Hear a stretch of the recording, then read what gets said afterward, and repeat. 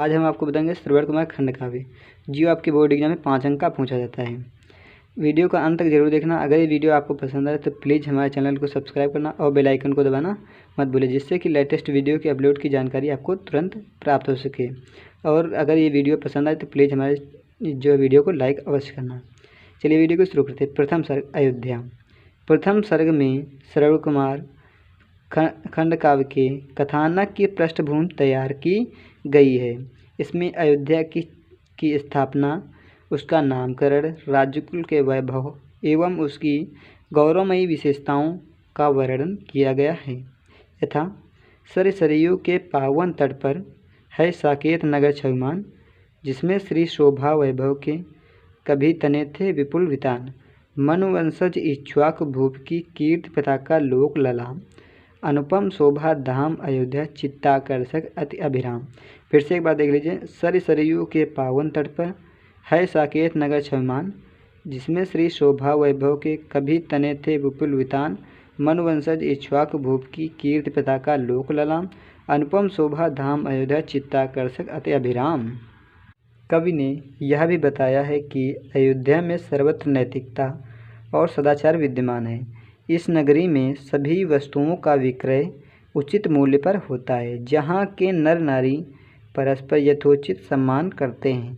इस प्रकार अयोध्या का जीवन सहज और आनंद से परिपूर्ण है। इस सर्ग में अयोध्या की रम्य प्रकृति का चित्रण भी किया गया है। ऐसी अयोध्या के शब्दभेद निपुण राजकुमार दशरथ एक दिन शिकार करने की योजना बनाते हैं। ऐसे वातावरण भव्य में दशरथ उर में उठी उमंग, देखे सरयू वन में मृगया आज दिखाती है क्या रंग। फिर से एक बार देख लीजिए। ऐसे वातावरण भव्य में दशरथ उर में उठी उमंग, देखें सरयू वन में मृगया आज दिखाती है क्या रंग। द्वितीय सर्ग आश्रम।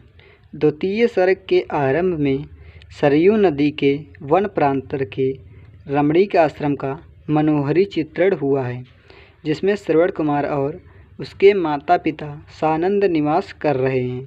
इस आश्रम में सर्वत्र सुख शांति है, जहाँ सदैव शरद एवं वसंत का वैभव व्याप्त रहता है। स्वच्छ जल से भरे तालाबों में कमल खिले हुए हैं। यहाँ मनुष्य, पशु पक्षी, कीट पतंग सब परस्पर सहज प्रेम भाव से रहते हैं। यहाँ द्वेष और कटुता नाम मात्र को भी नहीं है। आश्रम के वर्णन में कवि ने भारतीय दर्शन का चिंतन प्रस्तुत किया है। आश्रम के शांत सौंदर्यमय प्राकृतिक एवं आध्यात्मिक वातावरण में ही युवक श्रवण कुमार के चरित्र का विकास होता है। वह माता पिता की आज्ञानुसार ही नित्य प्रति कार्य करता है तथा उनकी सेवा में लगा रहता है। जननी और जनक को श्रद्धा सहित नवाकर शीश, आहरिक क्रिया निवृत्ति हेतु जाता सरयू तट पर आशीष। एक बार फिर से देख लीजिए। जननी और जनक को श्रद्धा सहित नवाकर शीश, आहरिक क्रिया निवृत्ति हेतु जाता सरयू तट पर आशीष। तृतीय सर्ग है आखेट। तृतीय सर्ग में एक ओर दशरथ मृग शावक के वध का स्वप्न देखते हैं, दूसरी ओर श्रवण कुमार जब जल लेने जाता है तो उसकी बाईं आँख फड़कने लगती है। शकुन अपशकुन तथा स्वप्न विचार से दोनों ही अशुभ हैं। स्वप्न में मृग शावक वध से दशरथ व्याकुल हो जाते हैं।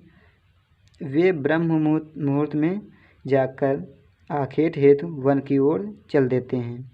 दूसरी ओर उसी समय श्रवण कुमार के माता पिता को बहुत अधिक प्यास लगती है और वह माता पिता की आज्ञानुसार नदी से जल लेने चल देता है। जल में पात्र डूबने की ध्वनि को किसी हिंसक पशु की ध्वनि समझकर दशरथ शब्दवेदी बाण चला देते हैं, जो सीधे श्रवण कुमार के हृदय में जाकर लगता है। श्रवण कुमार का चीत्कार सुनकर दशरथ विस्मय, चिंता और शोक में डूब जाते हैं।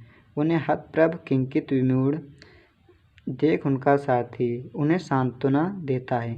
प्रस्तुत सर्ग में मातृ पितृ भक्ति, शकुन अपशकुन तथा दशरथ की आखिर रुचि पर प्रकाश डाला गया है। चतुर्थ सर्ग श्रवण। चतुर्थ सर्ग का आरंभ श्रवण कुमार के मार्मिक विलाप से होता है। उसकी समझ में यह नहीं आता कि कोई उसका शत्रु नहीं, फिर भी उस पर किसने बाण छोड़ दिया।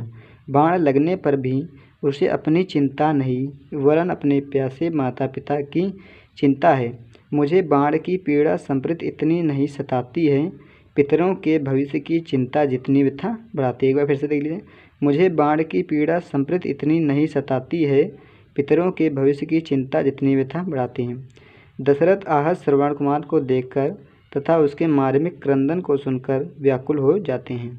श्रवण कुमार के आंखें खोलने पर सारथी बताता है कि ये अद्भुत दशरथ हैं और मृगया शिकार के भ्रम में आज इनसे यह भयंकर भूल हो गई। श्रवण कुमार कहता है कि राजन, मुझे मारकर आपने एक नहीं वरन एक साथ 3 प्राणियों के प्राण लिए हैं। मेरे अंधे माता पिता आश्रम में प्यासे बैठे हुए मेरी प्रतीक्षा कर रहे हैं। आप यह जल का पात्र लेकर वहां जाइए और उन्हें मेरे प्राण त्याग की सूचना दे दीजिए।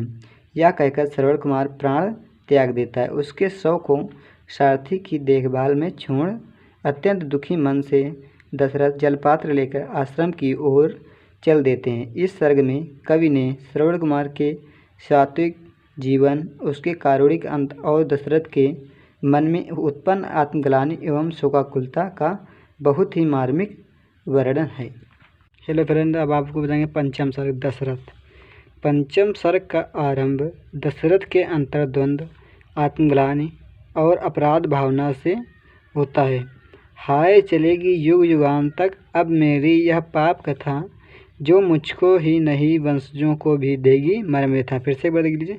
हाय चलेगी युग युगांत तक अब मेरी यह पाप कथा, जो मुझको ही नहीं वंशजों को भी देगी मर्म व्यथा। इसी प्रकार मानसिक उद्योगों से आकुल व्याकुल दशरथ आश्रम पहुंच जाते हैं। अब आपको हम बताएंगे षष्ठ सर्ग। षष्ठ सर्ग है संदेश। षष्ठ सर्ग में श्रवण कुमार के माता पिता की असहाय दशा तथा दशरथ के क्षोभ का बड़ा ही मार्मिक वर्णन है। श्रवण कुमार के माता पिता उसके आने की प्रतीक्षा में व्याकुल हैं। दशरथ की पदचाप सुनकर वे पूछते हैं, श्रवण पिता ने कहा, आज प्रिय क्यों कर तुमने किया विलम्ब, करती रही विविध आशंका अब तक वत्स तुम्हारी फिर से एक बार देख लीजिए। श्रवण पिता ने कहा, आज प्रिय क्यों कर तुमने किया विलम्ब, करती रही विविध आशंका अब तक वत्स तुम्हारी ऋषि दंपत पर्याप्त समय तक अपने पुत्र के गुणों का वर्णन करते रहते हैं। तत्पश्चात दशरथ उन्हें जल ग्रहण करने के लिए कहते हैं, तो वे शंकित होकर उनका परिचय पूछते हैं। अंत में दशरथ उन्हें वह हृदय विदारक दुर्घटना का समाचार सुना देते हैं, जिसे वे सुनते ही वे करुण विलाप कर उठते हैं और हाहाकार करते अपने मृतक पुत्र के लिए दशरथ के साथ चल देते हैं। सप्तम सर्ग है अभिशाप। श्रवण कुमार खंड काव्य के सप्तम सर्ग में ऋषि दंपति का करुण विलाप चित्रित हुआ है।